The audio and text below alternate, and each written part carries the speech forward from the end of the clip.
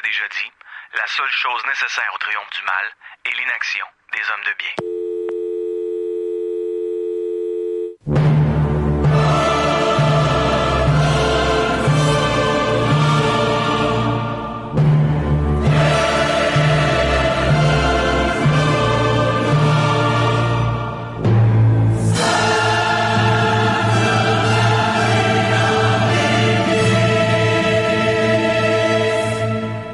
Cinq, 4, 3, 2, 1.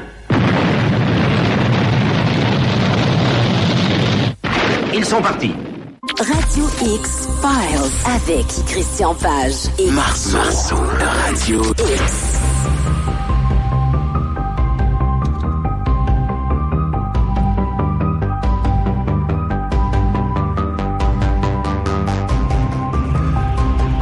Bonsoir, bon vendredi. Bienvenue à cette émission Radio X-Files. Mon nom c'est Marceau. Son nom à lui c'est Christian Page. Mes hommages, cher ami. Salut Yannick. L'Internet a été en feu cette semaine, en particulier sur le Facebook du Journal de Montréal, Journal de Québec, où on parlait de ce fameux cigare interstellaire. Des scientifiques se seraient penchés sur ce fameux cigare interstellaire et on aurait découvert quelque chose d'exceptionnel. Oui, en fait, je t'ai entendu un peu plus tôt, tu en parlais et tu as mentionné en fait que cet objet, c'était bien de mentionner qu'on sait pas trop ce que c'est en fait. Cet objet, on l'a appelé ou moi, qui veut dire, c'est en langue hawaïenne et ça veut dire le voyageur de très très loin. Et pourquoi on l'a baptisé avec un nom hawaïen? Parce que cet objet-là, il est entré... Bon, d'abord, je vais commencer par expliquer comment est fait le système solaire, un cours d'astronomie simple. Le système solaire, on a le Soleil et on a 8 planètes ou 9 si on inclut Pluton ou non, là. Donc, ces planètes-là, donc, tournent autour du Soleil. Et tout ça se fait comme les planètes sont placées sur un seul plan, un peu comme un disque autour du Soleil. Imaginons par exemple un micro-sillon. Je sais que les gens vont dire, mais c'est quoi c'est un micro-sillon? Imaginons plutôt la planète Saturne par exemple. Donc on a la planète qui représenterait le Soleil. Ouais. Et imaginons que les planètes sont situées sur les anneaux. Donc ça forme un disque sur un seul plan qui tourne autour du Soleil. Donc c'est à ça que ressemble notre système solaire. Et cet objet, ou moi, il est arrivé par le haut. Donc il a pas traversé le plan disons horizontal des planètes, il est arrivé par le haut et on l'a observé donc l'automne dernier, donc l'automne 2017. Et ce sont les premières observations ont été faites par des astronomes qui se trouvaient au télescope d'Hawaï, d'où le nom de Oumuamua. Ils l'ont donc baptisé de ce nom-là. Le voyageur qui vient de très loin. Et quand on dit qu'il vient de très loin, c'est en effet, je pense que le terme est approprié. On ne sait pas trop ce que c'était. Donc au début, quand on l'a observé, les astronomes l'ont baptisé. On dit il doit s'agir d'une comète. Donc ils lui ont donné le nom de comète Oumuamua. Et à force de l'observer, on voyait qu'il n'y avait pas de dégagement de gaz, comme en font les comètes. Alors, ils ont dit qu'il doit s'agir d'un astéroïde. Donc, on a baptisé Oumuamua l'astéroïde.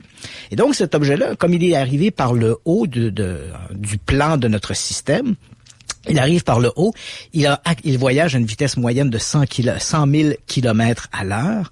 Lorsqu'il s'est approché du Soleil, évidemment, il a accéléré et là, il a fait une courbe et il est ressorti en dessous, entre guillemets.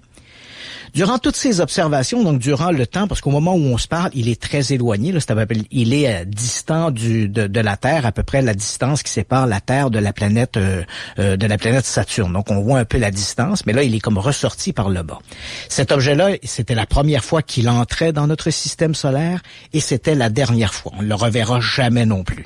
Et pourquoi on dit qu'il vient de très très loin? En fait, c'était la première fois que les astronomes pouvaient observer un corps venu d'une autre galaxie.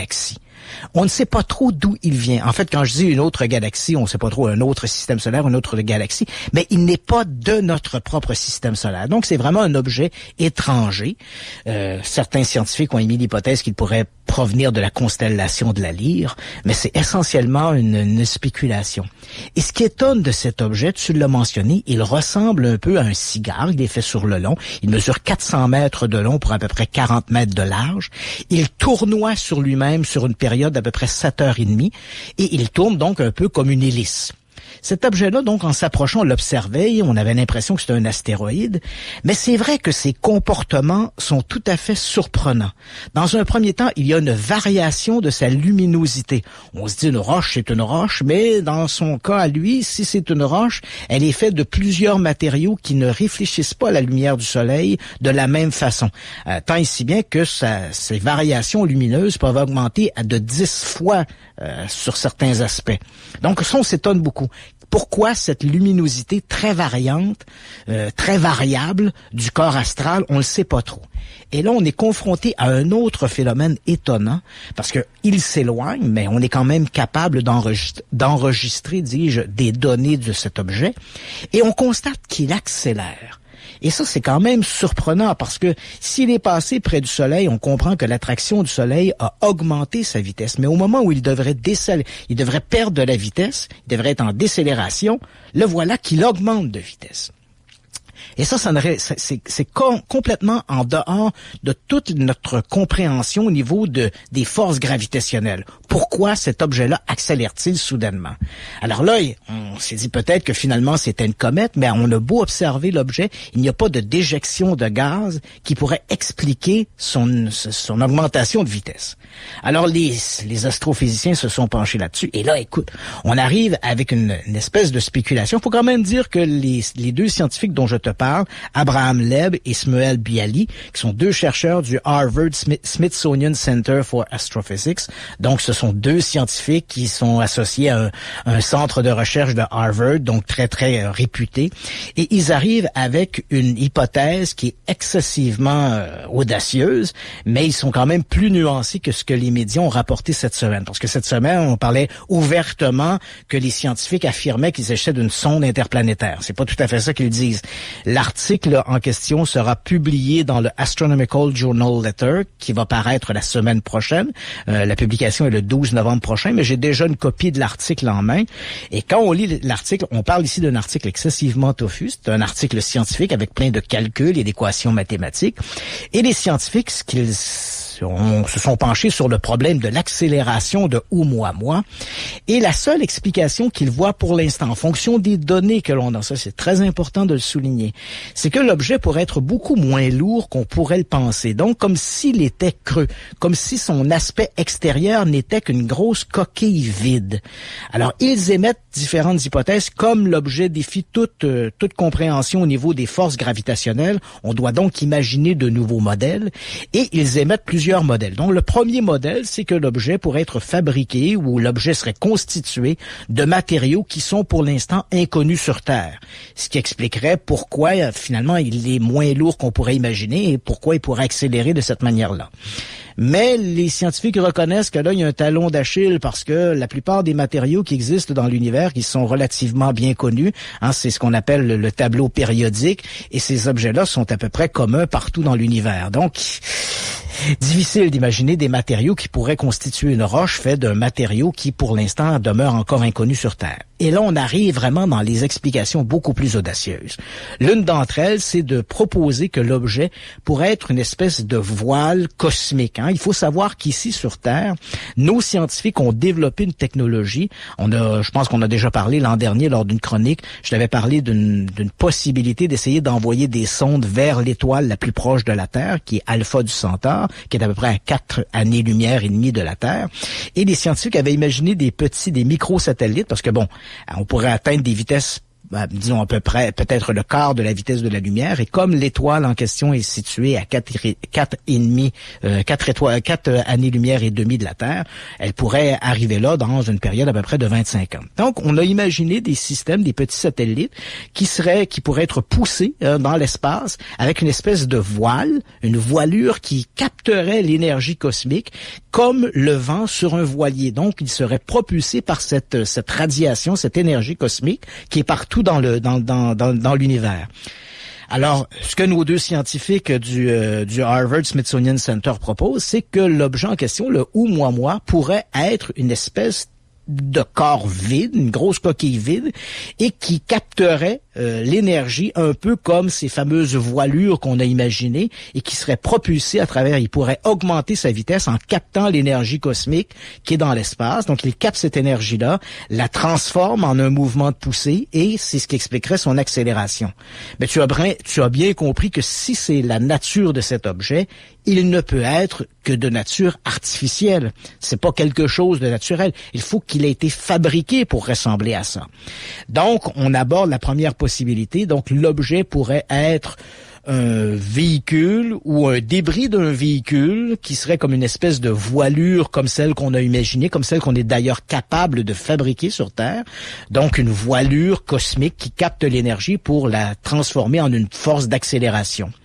Et l'autre, là où on va plus loin encore, c'est de se dire, est-ce que Oumuamua, s'il est une voilure, s'il capte de l'énergie comme ça et qu'il voyage dans l'univers, et là on s'imagine qu'au moment où on se parle, il doit voyager comme ça depuis des millions, sinon des milliards d'années, alors pourquoi pas une sonde interplanétaire, une sonde extraterrestre qui aurait été fabriquée pour voyager comme ça à travers le cosmos et qui pourrait transmettre, ou qui aurait pu à un certain moment donné, transmettre des informations à la civilisation mère qui l'a fabriquée.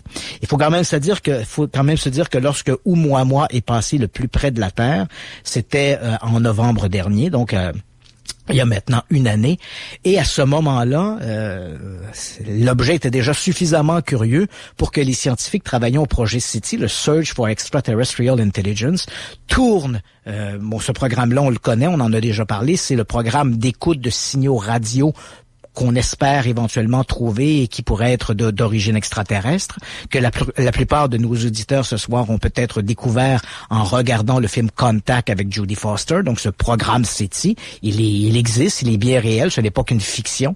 Et donc lorsque Oumuamua est passé le plus près de la Terre l'automne dernier, on a tourné les antennes de ce projet SETI vers Oumuamua et l'objet était silencieux. Donc s'il a été une sonde qui captait de l'information, qui enregistrait de l'information. On ne sait pas comment elle l'a transmise ou si elle l'a déjà transmise, mais une chose est certaine, lorsqu'on a écouté le rocher en question, il était silencieux. Donc au moment où on se parle, il continue de s'éloigner dans le vide sidéral. Comme je l'ai mentionné, il ne reviendra jamais dans notre système solaire. Donc on n'aura pas vraiment plus d'informations sur la nature réelle de Oumuamua, mais les scientifiques donc y vont de cette hypothèse audacieuse et se disent que on peut se croiser les doigts en espérant que d'autres objets venus de d'autres systèmes solaires entrent dans le nôtre et qui pourront fournir de l'information supplémentaire, soit pour confirmer cette hypothèse d'une nature extraterrestre d'un objet, ou encore d'une nature, disons, naturelle, mais avec des matériaux qui, pour l'instant, demeurent encore inconnus sur Terre. Donc, c'est une spéculation qui ne vient pas d'un groupe de farfelus, de maniaques de la soucoupe volanterie. C'est vraiment une hypothèse émise par des scientifiques tout à fait respectés et dont l'article paraîtra dans le courant de la semaine prochaine dans comme je l'ai mentionné, dans un périodique excessivement réputé, le Journal of Astrophysics. On a annoncé cette semaine qu'on allait parler de ce sujet-là, Christian, et ça a fait réagir plusieurs personnes. Et je le sens ce soir, il y a plusieurs personnes qui sont à l'écoute. On parle de l'OVNI de la place Bonaventure, un événement qui est survenu le 7 novembre 1990. Ouais, voilà. Donc, on a à peu près 28 ans jour pour jour. Et c'est vrai, tu l'as mentionné, ça fait beaucoup réagir. Oui. Et ce qui c'est souvent difficile d'aborder le sujet de l'OVNI de la place Bonaventure en dehors d'un contexte émotif. Et je m'explique. Cette histoire-là tient tellement le haut du pavé au Québec. Dès qu'on parle d'OVNI, c'est invariablement cette histoire-là qu'on met sur le devant de la scène, probablement à cause de la qualité des témoins qui étaient sur place. Mais cette histoire-là, donc, de l'OVNI de Montréal ou l'OVNI de la place Bonaventure, jouer d'une espèce de faveur publique, et dès qu'on essaie de critiquer ou de regarder cet événement-là de manière plus objective, évidemment, ça risque, et je sais que ce soir, c'est probablement ce qui va se produire, on risque éventuellement de toucher à certaines sensibilités. Mais malheureusement, la science et la vérité, elle est indépendante de nos croyances, donc c'est ce qu'on va essayer de faire. essayer de décanter cet événement extraordinaire du 7 novembre 1990, parce qu'il est extraordinaire à plusieurs points, par plusieurs aspects. Donc, si tu le veux bien, Yannick, je vais te raconter les événements de cette soirée du 7 novembre 1990. Oui. Et tu sais, juste un petit point là-dessus. Oui. Moi, ce qui m'impressionne toujours, et c'est pas la première histoire que tu me racontes où il y a autant d'intervenants, mais ce qui m'impressionne toujours, c'est de savoir qu'il y a des gens qui étaient sains d'esprit, qui avaient observé ce phénomène-là. Tu sais, des policiers, des gens respectables qui sont pas dans leur sous-sol en bobette, là, en train de croire à peu près à n'importe quoi. C'était une multitude de témoins qui étaient là et des gens qui étaient sains d'esprit. Oui, et c'est probablement ce qui vaut à cette histoire-là la réputation qu'elle a acquise au fil du temps. Parce que tu l'as mentionné, il y avait beaucoup de personnes, donc on a beaucoup de témoins, et parmi ces témoins, on a des témoins excessivement crédibles, impliquant notamment des policiers de la communauté urbaine de Montréal, comme on disait à l'époque, la CUM, et on avait également des policiers, ou à tout le moins un policier de la Gendarmerie royale du Canada, qui était sur place et qui a également été témoin du phénomène. Donc tout ça, comme je te le mentionne, a débuté donc dans la soirée du 7 novembre 1990. L'affaire commence d'abord par des lumières dans le ciel. Et là, on a des témoignages qui sont assez contradictoires. Donc, on a des gens qui sont ou à Montréal ou en périphérie de Montréal, qui ont l'impression de voir dans le ciel des espèces de zébrures lumineuses. Et beaucoup d'entre eux vont interpréter ces zébrures lumineuses comme étant une aurore boréale. Donc certains, qui sont des astronomes amateurs même, vont revoir ce phénomène en disant, tiens, c'est bizarre, on dirait qu'il y a une aurore boréale. Donc, certains témoignages vont dans ce sens de l'aurore boréale. On a d'autres témoins qui vont voir des choses encore plus spectaculaires. J'ai par exemple un témoin qui, lui, se trouve à ce moment-là dans la couronne nord de Montréal. En fait, il se trouve à mi-chemin entre la Plaine et Mascouche, donc pour situer les gens là sur une carte géographique. Donc, ces gens-là roulent, il y a deux personnes dans un même véhicule, ils roulent en direction de la Plaine, et là, il est à peu près 19 heures lorsqu'ils vont se faire littéralement dépasser par un objet qui se tient à leur gauche. Cet objet ressemble à un objet en forme de disque, mais ce qui frappe nos témoins, c'est, comme je te le mentionne, c'est l'obscurité, il est à peu près 19 heures, mais cet objet-là a un jeu de lumière en dessous qui est tout à fait spectaculaire. Et les témoins sont un peu subjugués par ça. L'objet vole rapidement au-dessus du champ. Il vole à peu près à une altitude de 10 mètres. Il va plus vite que le véhicule qui, lui, circule à peu près à 70 km/h. Et à un moment donné, les témoins disent, au bout du champ, il y a l'objet, ils le décrivent gros comme un jumbo jet. Donc, tu vois un peu l'aspect du véhicule, gros comme un Airbus 320 ou un truc comme ça, là. Ils disent, l'objet se dirige vers un boisé qui est tout au bout du champ, et là, ils se disent que l'objet va frapper le boisé, mais alors que l'objet arrive à la lisière de la forêt, il prend de l'altitude, fait une espèce de virage et s'éloigne.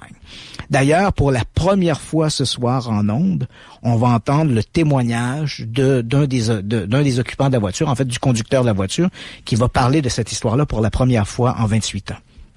Donc, là, on est en début de soirée, il est 19h. Et voilà, vers 19h30, des policiers de la communauté urbaine de Montréal reçoivent un appel venant de gens qui se trouvent sur la terrasse de l'hôtel Hilton Bonaventure à Montréal, donc la place Bonaventure. Il faut savoir qu'il y a une piscine sur le toit de l'hôtel que les gens peuvent utiliser à longueur d'année. Donc ce sont d'abord des baigneurs qui, en levant les yeux vers le ciel, voient une série de lumières de couleur ambre qui semblent statiques au-dessus de l'hôtel. Donc, ils en informent la sauvetrice, la lifeguard, une certaine Lynn Saint-Pierre, qui, elle, va, et là, ça devient un peu un effet domino, elle va en parler au directeur de la sécurité, qui va en parler à d'autres employés, et éventuellement, c'est l'un d'entre eux qui va loger un appel à la police de Montréal en disant, il y a quelque chose de bizarre au-dessus de l'hôtel Hilton Bonaventure. À ce moment-là, on a un policier patrouilleur, un certain François Lippé, qui prend cet appel, et comme je connais François Lippé, il a dû se dire, tient des gens qui voient des martiens ou des trucs comme ça. C'est un type un peu c'est un type qui est un bon vivant et il décide donc entre deux appels, il dit je vais passer à la place Bonaventure pour voir ce qui se passe. Évidemment, il se rend sur place avec la conviction qu'il va simplement enregistrer des témoignages. Il arrive, débarque, monte sur le toit de la place Bonaventure et là, au milieu des témoins, il est lui-même témoin du phénomène. Il voit ces lumières-là qui semblent plus ou moins statiques au-dessus de l'hôtel Hilton. Il contacte ses supérieurs et là, donc, les policiers vont commencer à affluer vers l'hôtel Bonaventure.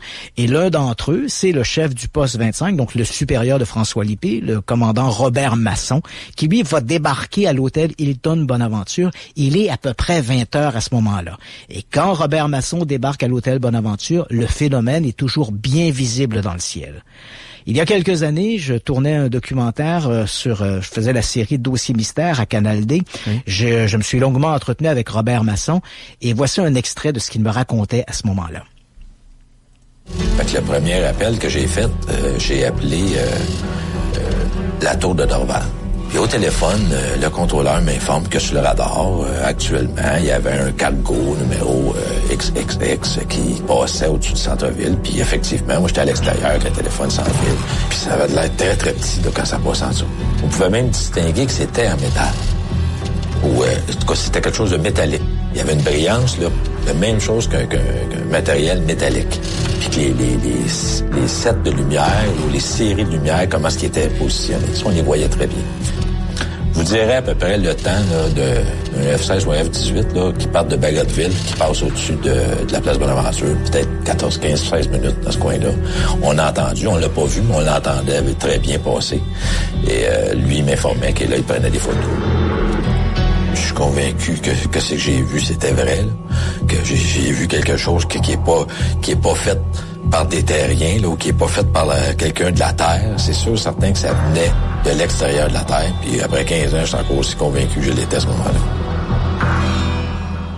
Intéressant, il était encore aussi convaincu qu'il l'était à ce moment-là. Oui, donc on était en 2005 et pour Robert Masson, il n'y avait aucun doute que l'objet qu'il observait, c'était bel et bien un objet et il le souligne bien, il avait un aspect un peu métallique et avec ces lumières qui semblaient un peu statiques. Pour lui, c'était clairement un objet physique qui était présent dans le ciel. Il a fait ces quelques vérifications comme il le mentionne auprès des aéroports et Robert Masson dit éventuellement on a envoyé des F-16 qui seraient passés dans le ciel et auraient apparemment pris des photographies de l'objet. On va revenir sur cet élément-là qui reste très controversé, cette histoire des F-16. Mais quoi qu'il en soit, alors qu'on se replace dans le contexte, on est sur le toit de l'hôtel Hilton Bonaventure au centre-ville de Montréal. On a à peu près une trentaine de personnes qui sont sur la terrasse, qui observent ces lumières, qui semblent, c'est assez, là aussi on a des témoignages un peu contradictoires. Certains disent que les lumières étaient tout à fait immobiles, d'autres parlent qu'elles avaient un léger mouvement. Une chose est certaine, si elle bougeait peu parce que le phénomène va être visible pendant de longues heures et toujours au-dessus de l'hôtel Hilton Bonaventure. Vers à peu près 21 heures, donc il y a tout ce branle-bas de combat un peu sur la terrasse. On va contacter différents médias, notamment le journal La Presse. Et là, à ce moment-là, va débarquer à 21 heures Marcel Laroche, qui est un photographe et journaliste du journal La Presse. Et lorsque Laroche arrive sur place, il voit lui aussi ces fameuses lumières. Ce n'est pas un spécialiste de la photographie nocturne. Alors, il prend son appareil photo, l'installe de façon à ce qu'il pointe directement vers le ciel et va prendre une série de photographies en faisant jouer le temps d'exposition de l'appareil. On parle ici d'un appareil photographique argentique, donc avec un film à l'intérieur. Il fait varier les temps d'exposition. Il va prendre peut-être 6 ou 7 photographies, dont 2 vont révéler assez clairement ces fameuses lumières au-dessus de l'hôtel Hilton. Les policiers de la CUM, Robert Masson en tête, donc fait ses vérifications. Et là, à un moment donné, on se dit, visiblement, il n'y a pas de danger dans l'immédiat pour la population. Comme le ciel est de juridiction fédérale, alors il faudrait peut-être voir avec nos collègues de la gendarmerie royale, donc une organisation policière sur le plan fédéral, voir eux s'ils ont une réglementation, est-ce qu'ils ont une mesure à suivre dans ce cas-là. Donc, ils contactent la GRC et effectivement, on les informe que la gendarmerie royale a quelques dispositions lorsqu'il s'agit d'une observation d'OVNI et on les informe qu'un policier va se rendre sur la place Bonaventure à son tour pour prendre les dépositions des témoins. Et là, il est à peu près 21h30 lorsque débarque l'agent Luc Morin, un policier de la GRC cantonné à Montréal. Donc, l'agent Morin débarque à son tour, comme je l'ai mentionné, 21h30.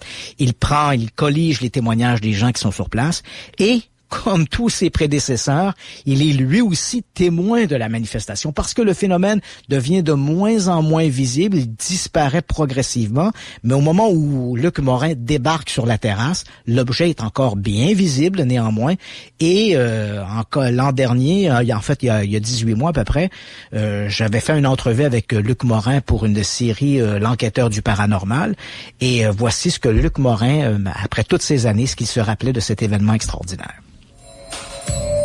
Donc, vers 21h30, je suis arrivé sur les lieux et j'ai fait les premiers constats.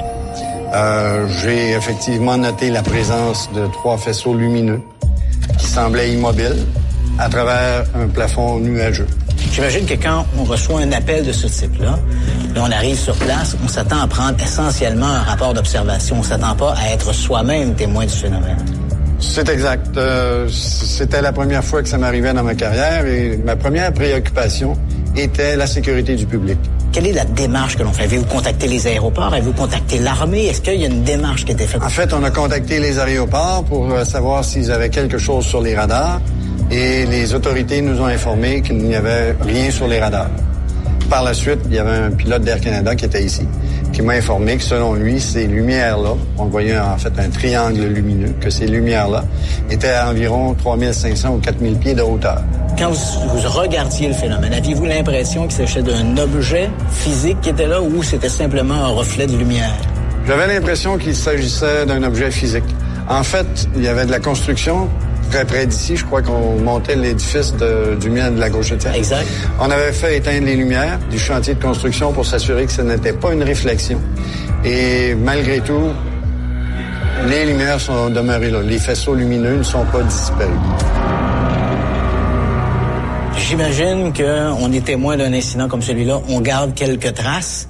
Et je crois deviner que vous avez conservé le rapport d'enquête de l'époque. Effectivement, j'ai conservé les documents originaux de l'époque. Par exemple, les rapports des premiers appels qui ont été faits au quartier général de la GRC, les rapports du service de police de la Ville de Montréal. Quand on parle de cette histoire de l'OVNI au-dessus de la place Bonaventure, bon, il y a le 3 heures qui s'écoule.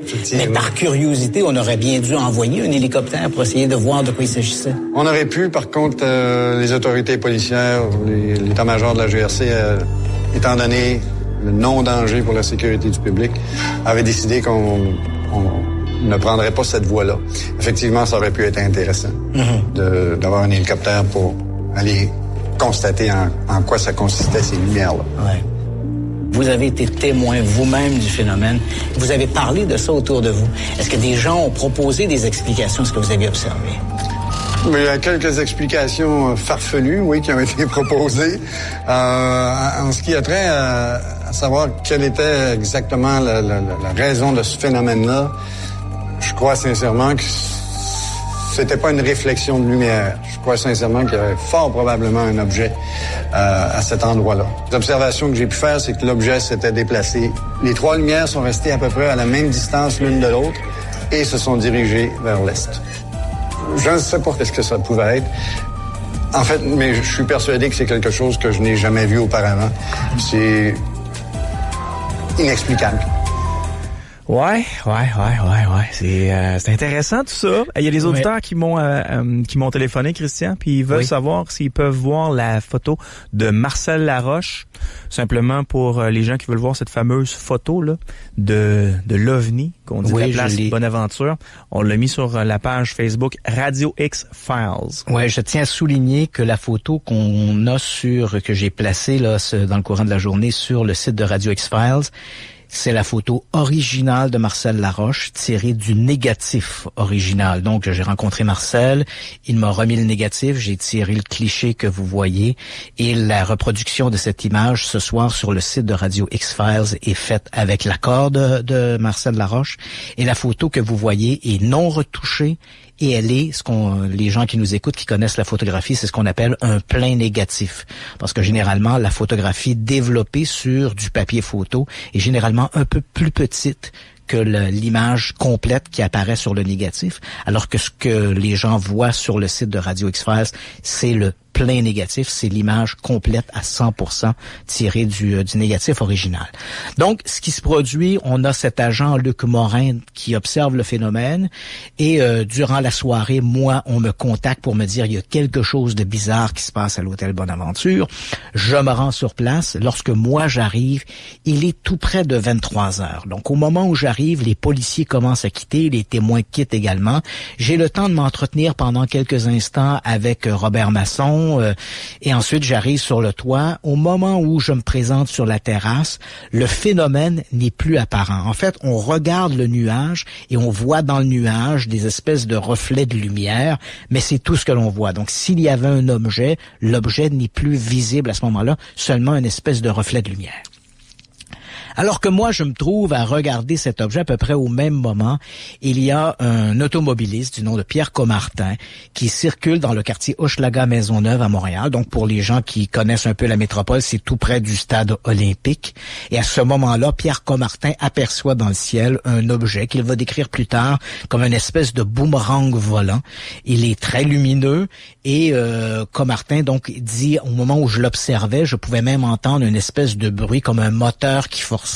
Comartin arrive chez lui et va continuer d'observer le phénomène qui semble à ce moment-là plus ou moins statique, mais avec un léger mouvement, alors qu'il est directement chez lui. Donc, il est monté dans son appartement, regarde par la fenêtre et voit cet objet qui s'éloigne légèrement et puis il va disparaître à sa vue. Et voilà, ça termine cette fameuse soirée du 7 novembre 1990. Mais l'affaire ne s'arrête pas là. Et c'est normal, le lendemain de l'événement, tous les médias veulent avoir des informations, on veut avoir des explications. Et quoi de mieux que de s'adresser à des gens qui, en théorie, doivent savoir à quoi peut ressembler le ciel. Donc, des astronomes, des physiciens, des météorologues. Donc, on se tourne vers ça. Et c'est ce qu'on appelle, en journalisme, l'argument d'autorité. Le problème ici, c'est que l'OVNI de la place Bonaventure ou l'OVNI de Montréal a donné naissance, ou en fait nous a donné un épisode, un lamentable, et je pèse bien mes mots, une lamentable démonstration de cet argument d'autorité.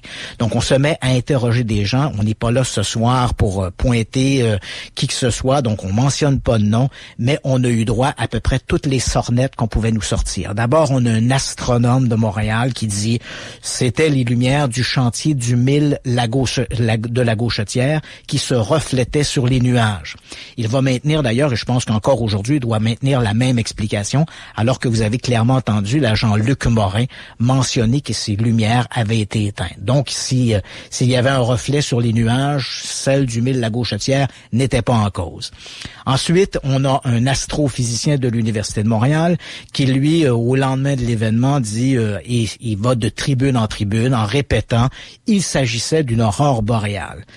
Là, encore une fois, de toi à moi, Yannick, je sais pas s'il y a des gens qui ont jamais vu une aurore boréale depuis le centre-ville de Montréal. Peut-être que la dernière qu'on a vue date du 19e siècle, parce qu'avec la pollution lumineuse qu'il y a au centre-ville de Montréal, j'imagine que s'il y a une aurore boréale, ça doit être très difficile à voir. Et qui plus est, le soir de cet événement, le soir du 7 novembre 1990, il y avait un plafond nuageux qui faisait 1500 mètres d'épaisseur. Donc, quelle sornette tout à fait inexcusable. À moins d'avoir des yeux comme Superman et de voir à travers les nuages, s'il y avait une aurore boréale ce soir-là sur Montréal, c'était certainement pas depuis le toit de l'hôtel Bonaventure qu'on aurait pu l'observer avec un plafond nuageux qui faisait 1500 mètres d'épaisseur. On a même eu droit à un météorologue. C'est amusant là parce qu'on voit ici comment on patine.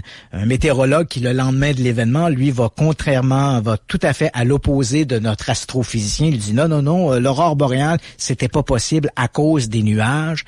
Il devait s'agir d'une réflexion sur les nuages. Et quelques mois après, il publie dans un magazine qui s'appelle le Québec astronomique, il publie un article intitulé La nuit du grand ovni de Montréal et dans lequel il dit finalement, c'était pas des reflets, ça devait être une aurore boréale. le même type qui avait dit quelques mois plus tôt que c'était impossible. Et là, il dit, je n'ai absolument aucune preuve, il n'y avait pas de variation dans les champs électromagnétiques, il y avait aucune indication qui permet de supporter l'hypothèse de l'aurore boréale, mais je persiste et signe, il doit s'agir d'une aurore boréale. Et puis on avait un journaliste qui se spécialise dans les programmes spatiaux, qui lui, à l'émission de Jean-Luc Mongrain, à l'époque, qui faisait une émission, c'était dans la région de Sherbrooke, c'était Mongrain de Sel, je crois, lui, il va d'une explication, il devait s'agir d'une planète, et pourquoi pas la planète Mars, qui plus est, une planète Mars qui était même pas visible dans le ciel, dans le cadran du ciel, au moment où l'incident se produit. Donc, tu vois, ces gens-là vont tous d'explication en explication et on ne sent chez ces gens-là aucun intérêt de savoir ce qui s'est réellement passé. Ils n'ont pas cet intérêt-là. La seule chose qu'ils ont, c'est de faire taire rapidement l'idée qu'il pouvait s'agir d'un véritable ovni. Donc, c'est une démonstration de leurs préjugés, mais ces gens-là n'ont jamais, mais jamais manifester le moindre intérêt pour savoir quelle était la nature véritable de l'objet observé au-dessus de l'hôtel Bonaventure. Et ça, c'est malheureux parce que dans n'importe quelle société, ce sont des gens, des savants, ce sont des scientifiques. On s'attend que ces gens-là nous fournissent une explication. Et malheureusement, dans le cas de l'OVNI de la place Bonaventure, ça a été un gâchis épouvantable. Et qui plus est, pourquoi plus épouvantable? Parce que à peu près 18 mois après l'événement de la place Bonaventure, Claire Lamarche, la fameuse animatrice, fait une émission qui s'intitule « Croyez-vous aux extraterrestres ?» Et parmi les gens, les panélistes invités pour raconter leurs expériences avec le phénomène OVNI, il y a là-dedans Lynn Saint-Pierre, cette fameuse sauvetrice, la lifeguard de l'hôtel Hilton Bonaventure, qui a été un peu celle qui a déclenché l'effet domino, qui se trouve sur le panel. Elle raconte ce qu'elle a vu ce soir-là. Et notre astronome du début, qui lui parlait des reflets sur les nuages, est dans la salle, il se lève, et là, dit comme ça, devant 2 millions de téléspectateurs, « Madame, il faudrait cesser de parler de l'OVNI de la place Bonaventure. Ce n'était que les reflets des lumières du mille la gauchetière qui se reflétaient sur les nuages. » Et là, il ajoute en disant, « Et si c'était pas ça, c'était peut-être une aurore boréale. Il y a des aurores boréales dont les phénomènes lumineux sont aussi brillants que les spots qui sont en studio. » Là, je pense qu'on pousse un peu. Donc, au sortir de l'émission, j'accroche notre astronome dans le corridor de l'émission parce que j'étais moi-même parmi les gens dans la salle.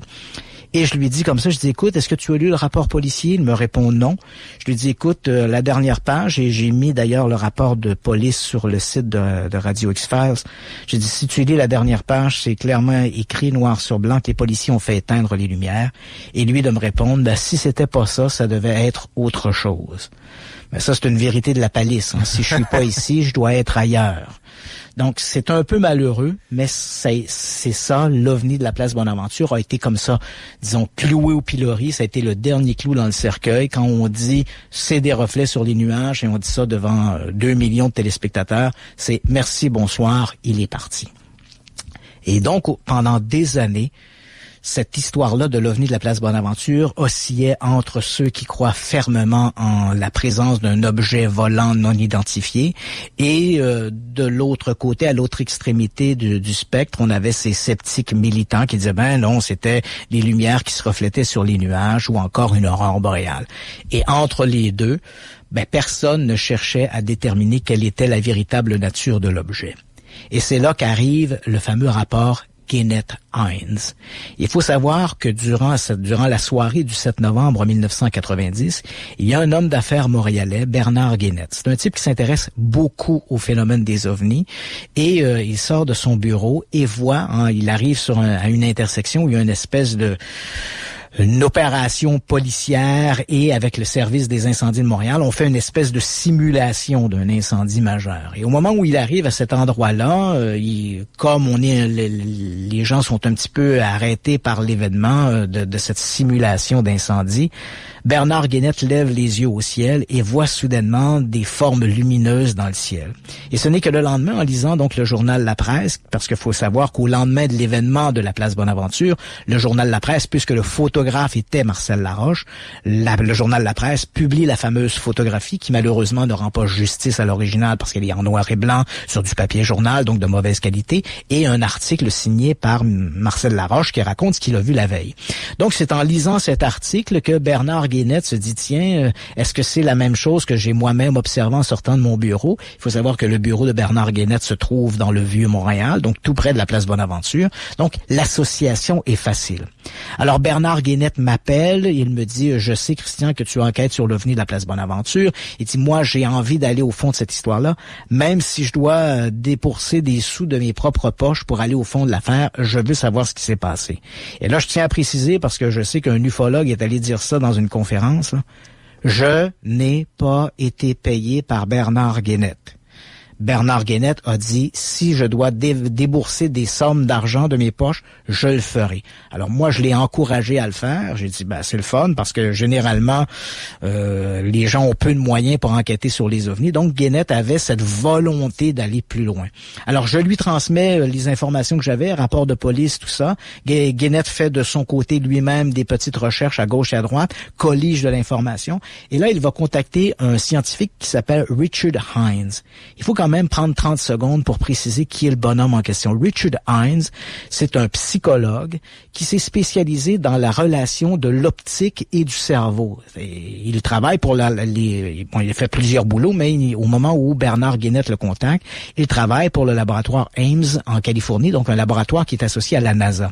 Quand je parle la vision versus l'appréhension psychologique, c'est un peu, pour te donner un exemple, lorsque les constructeurs d'avions se disent, on va construire un tableau de bord, où doit-on mettre les cadrans? Comment le cerveau va réagir si, par exemple, une lumière d'alarme est placée à tel endroit sur le tableau de bord? Réagira-t-il plus rapidement que si elle est placée à un autre endroit? Est-ce qu'il y a des confusions visuelles qui pourraient amener une mauvaise interprétation de ce qui se passe? Donc, tu vois cette relation de l'optique avec la façon dont le cerveau perçoit ce qui se passe. Et ça, c'est la spécialité de Richard Hines. Il faut dire aussi que Richard Hines, c'est un type qui s'intéresse beaucoup à la question des ovnis. Il est membre d'une organisation américaine qui s'appelle le Mutual UFO Network, qui à ce moment-là qui jouait encore d'une très bonne crédibilité au début des années 1990. Ils ont perdu un peu des plumes au cours des années, mais enfin. Donc, Hines est membre de cette association. Il a lui-même publié des livres sur 2 ou 3 livres sur la question des ovnis. Donc, c'est un type qui, au départ, est très embrigadé un peu dans cet univers des ovnis. Il est donc particulièrement sensible à l'histoire de l'OVNI de la place Bonaventure. Donc, quand Bernard Guénette l'appelle, il lui dit, j'ai ces données, ces informations. Est-ce que vous accepteriez d'y jeter un coup d'œil et de décanter cette information? Richard Hines, accepte avec plaisir. Guénette lui envoie les informations. Et au printemps de 1992, il y a un rapport qui est publié. Ce rapport-là, on l'appelle dans le milieu des OVNI, on l'appelle le rapport Guénette-Hines, du nom des deux auteurs, donc Bernard Guénette et Richard Hines. Et ce rapport est la première et pendant de longues années sera la seule véritable documentation plus ou moins scientifique liée à l'observation de l'OVNI de la place Bonaventure. Quand je dis plus ou moins scientifique, il faut quand même bien comprendre, Yannick, que ce document-là n'est pas une publication scientifique. C'est pas un truc qui a été placé dans la presse, dans des périodiques scientifiques, soumis à un comité d'experts pour être décanté, pour être analysé. Mais avec le rapport Guénette-Hines en 1992, lorsqu'il est publié, d'ailleurs une copie sera envoyée au journal La Presse, qui va faire un article sur ce rapport-là en disant un rapport scientifique accrédite la thèse d'un OVNI au-dessus de Montréal. Avec ce rapport-là, même s'il y a quand même plusieurs erreurs, je reviendrai sur les erreurs du rapport, mais c'est la première fois qu'on voit un rapport publié sur l'OVNI de la place Bonaventure où on sent que les auteurs ont voulu trouver une solution, alors que à gauche et à droite, on avait des astronomes, des astrophysiciens qui nous répétaient les mêmes bêtises. Oh, c'est une aurore boréale, c'est des reflets sur les nuages. Pour la première fois avec le rapport Guénette-Hines, on sentait qu'il y avait une volonté d'aller plus loin. Et il y avait des erreurs, et il y a toujours d'ailleurs des erreurs dans ce rapport. Et parmi ces erreurs-là, une, la plus importante peut-être, et c'est peut-être celle qui va entraîner le plus de confusion, Richard Hines part du principe que l'objet observé était un objet matériel. Et à partir du moment où il considère que c'est un objet matériel, comme la photographie de Marcel Laroche a été prise vers 21h et qu'une partie des lumières ont disparu, parce qu'au départ, les gens parlaient de 7 ou 8 lumières, ambre qui formait plus ou moins un cercle. Et vers 21h, au moment où Marcel Laroche prend sa photographie, il ne reste que 2 ou 3 lumières. Donc, Richard Hines part du principe que s'il s'agit d'un objet physique et matériel, il doit commencer à disparaître à l'intérieur du nuage. Et comme on sait que l'altitude des nuages à ce moment-là est à peu près 5000 pieds d'altitude, il estime que la dimension de l'objet doit être de 540 mètres. Donc ça, c'est l'équivalent de 5 terrains de football.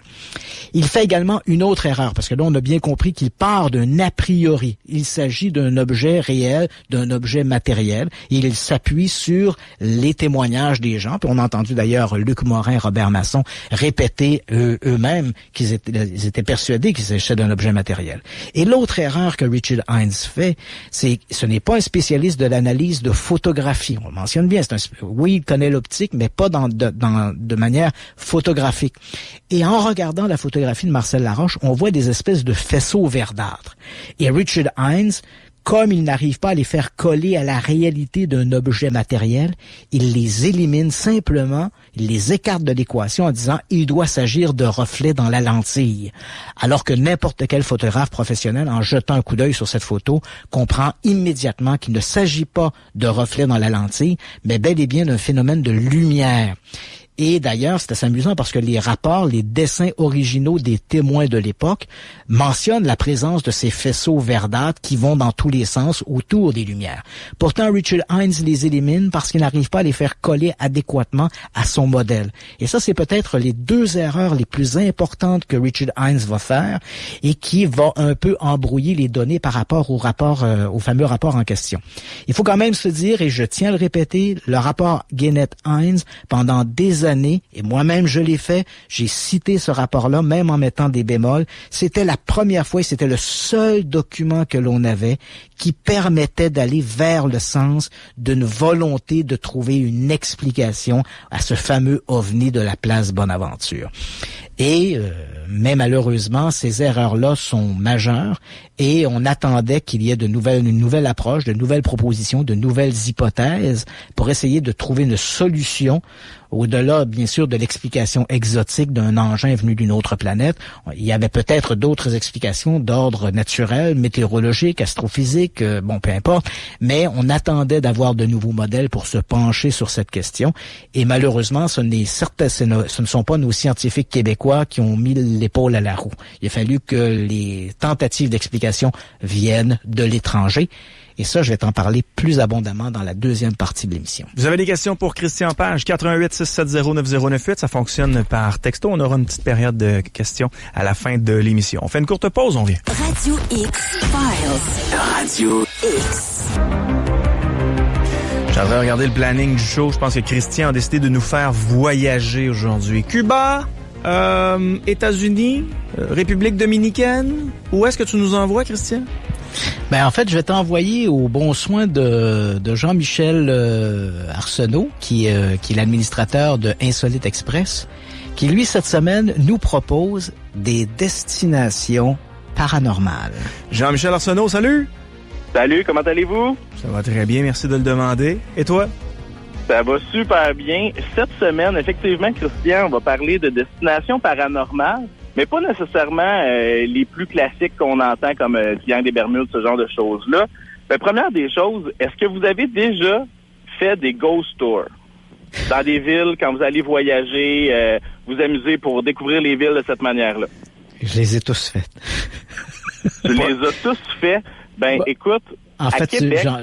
En fait, on parle, la plupart des grandes villes, que ce soit Toronto, Montréal, Philadelphie, New York, Québec, ont de ces ghost tours. Donc, on nous fait visiter les lieux locaux qui ont la réputation d'être hantés.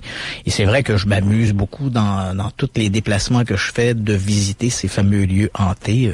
C'est assez amusant de voir comment on habille en fait l'histoire avec des petites anecdotes paranormales. Absolument. Puis il faut voir aussi, c'est quand même divertissant parce qu'on va dans des endroits peut-être un petit peu moins achalandés. C'est pas toujours rassurant par contre, mais quand même, c'est sûr que ça peut être intéressant. Il y en a à Québec, il y en a à Trois-Rivières. Trois-Rivières, je sais pas s'il y en a encore à ce moment-ci de l'année, mais il y en a évidemment aussi à Montréal. Moi, par contre, mon préféré, quand j'ai visité la ville de Chicago, on a fait un ghost tour et dans le fond, il y avait un autobus qui était vraiment décoré, assez macabre. Ils nous ont amenés partout, puis ça finissait à l'Apollo Theater, un endroit où il y a beaucoup d'histoires qui s'est passé là-bas, beaucoup au niveau paranormal. Fait que c'était un endroit que j'avais vraiment apprécié. Fait que c'est sûr que moi, ma première recommandation, quand vous allez dans une nouvelle ville, surtout si c'est une grande ville, regardez voir s'il y a des ghost tours. Un autre que j'étais surpris de savoir qu'il y en avait là-bas, mais à Newport, au Rhode Island, si vous allez là pendant l'été, il y en a un très agréable à faire. C'est pas souvent ça dure à peu près peut-être 1 heure, 1 heure et demie. On fait le tour de la ville. Souvent ça se fait à pied. Il y a un animateur qui est là pour expliquer un petit peu. Un animateur / quelqu'un qui joue vraiment bien son rôle, des fois macabre. Fait qu'il nous présente les différents endroits, les différents lieux. Des fois, ça a plus une connotation historique. Des fois, c'est un petit peu plus insolite. Des fois, c'est plus paranormal. Mais souvent, ils ont des sites où ils décrivent vraiment chacun des parcours. Puis, comme des villes comme à Montréal ou à Québec, je pense qu'il y a différentes options, il y a différentes possibilités. Donc, c'est sûr que c'est quelque chose qui est bien intéressant. Donc, moi, c'est quelque chose que j'aime beaucoup.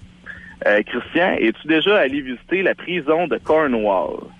Bien sûr. À la prison de Cornwall, est-ce que tu t'as sûrement suivi avec grand intérêt la série Ghost Hunter? Poursuis. Bon. Donc, Christian, Ghost Hunter, un des moments forts des dernières années, ça se passe justement dans la prison de Cornwall où, à un moment donné, c'est un des derniers épisodes où Grant était dans le groupe. J'ai l'air de connaître ça, mais je suis pas un des plus grands fans de l'émission, mais il y a un moment fort où tout d'un coup, il se promène puis il y a une porte, là, mais tellement épaisse, métallique, qui se ferme, mais vraiment out of nowhere. Tu sais, pour de vrai, on s'imagine tellement quelqu'un qui l'a juste fermé, mais qui font penser comme si c'était des fantômes. Ça s'était passé dans ce lieu-là.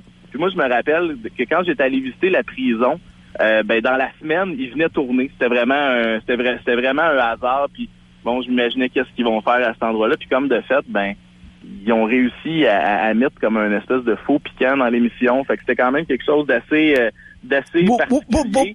J'entends ici le mot faux piquant. T'es pas en train de laisser supposer que dans Ghost Hunter, il y avait des trucages? Dans Ghost Hunter, Christian, je te l'annonce en exclusivité. C'est absolument, c'est stagé, malheureusement. Mais écoute, ça serait tellement le fun, de croire qu'à chaque fois qu'on s'en va dans un endroit, il y a donc des fantômes, des entités, des poltergeists, des gens qui se font garrocher des choses. Non, malheureusement. Puis en passant, je suis pas en train de dire que je crois pas qu'il peut y avoir des lieux hantés. Je veux juste dire que pour les bienfaits de la télévision, ça donne donc bien que les fantômes sont toujours au rendez-vous avec les équipes de production. Donc ça, c'est sûr que c'est mais en fait, au-delà du passage de Ghost Hunter à la prison de Cornwall, c'est quand même un endroit qui est super intéressant à visiter. C'est un endroit où il y avait eu il y a eu des gens qui étaient décédés par peine de mort. Donc, il y a une espèce de visite qu'on peut faire qui est un petit peu plus macabre, où il explique un peu tout ça. Fait que c'est sûr que c'est intéressant. Puis si on va un petit peu plus loin en Ontario, la ville de Kingston, c'est une ville que moi j'adore aller visiter. Il y a un super ghost tour dans la base ville. Puis, on dit que l'université de Kingston serait hantée aussi. Fait qu'il y a une autre espèce de petite visite là, qu'on peut faire de l'université là-bas. Je sais pas si tu étais déjà allé. Oui. D'ailleurs, à Kingston, j'ai une petite anecdote. Je me trouvais à un moment donné j'avais loué parce que quand je me déplace comme ça, j'essaie toujours de louer des chambres d'hôtel ou des bed and breakfast qui ont la réputation d'être hantés. Et je me retrouve donc dans un bed and breakfast et je suis là avec il y a une amie qui est avec moi et alors qu'on est en train de discuter, elle se fait lancer un bouchon d'une bouteille d'eau. Tu sais, les bouteilles d'eau avec les petits bouchons en plastique, là, genre bouteille Naya, là. Donc, on est en train de discuter et le bouchon, il se trouve comme sur le bord d'une cheminée qui est là dans la chambre et paf, elle reçoit le bouchon en plein visage. Wow! C'est assez surprenant, là. Bon. Petite anecdote. C'était ma petite anecdote de Kingston. Ah, écoute, je t'en souhaite plein d'autres à Kingston parce que c'est quand même une ville qui est vraiment le fun à aller visiter. Puis si on reste encore du côté ontarien, ma conjointe, en revenant d'un road trip, on n'avait pas les enfants à cette époque-là. On était arrêté à Niagara, puis on était allé dans la région de Niagara-on-the-Lake, qui est bien le fun pour aller visiter. C'est un beau road trip en passant pour ceux qui aiment le vin. D'ailleurs, qui est considéré Niagara-on-the-Lake, par capita, c'est l'endroit au Canada où il y a le plus de lieux hantés et d'histoires de fantômes. Exactement, mais il y a aussi le Musée canadien du paranormal à Niagara-on-the-Lake, qui est, je dois dire, prévoyez-vous pas une journée complète pour aller visiter ça. Mais, non, effectivement. Des fois, moi, j'aime bien agrémenter le paranormal de certains voyages qu'on peut faire. Donc, prévoyez des vignobles autour, c'est sûr que c'est bien plus agréable. Mais après ça, on a peut-être un petit 45 minutes. On est capable d'aller voir un petit peu qu'est-ce qui se passe. On peut voir certaines poupées, des objets qui seraient hantés. Il y a beaucoup de photos. C'est beaucoup en lien avec les fantômes plus que, disons, les extraterrestres. Je me rappelle, il y avait un truc aussi sur Sasquatch, mais c'était quand même c'est quand même assez intéressant. C'est un bel endroit là, pour de vrai, il faut se le dire. Là, Niagara-on-the-Lake, c'est vraiment une très belle région. Donc c'est sûr que ça peut être une autre belle suggestion à faire. Et puis sinon, récemment, je suis retourné lors d'un road trip, un petit road trip de fin de semaine, faire le parcours des îles à partir de Montréal on s'est pas rendu jusqu'à Portsmouth, mais pour se rendre, en fait, à travers de traverser le New Hampshire. Non, je viens de t'arrêter une seconde, Jean-Michel. Les îles, pour les gens qui ne savent pas de quoi on parle, c'est un sujet qu'on avait abordé, je pense, dans la 2e ou 3e émission de cette série.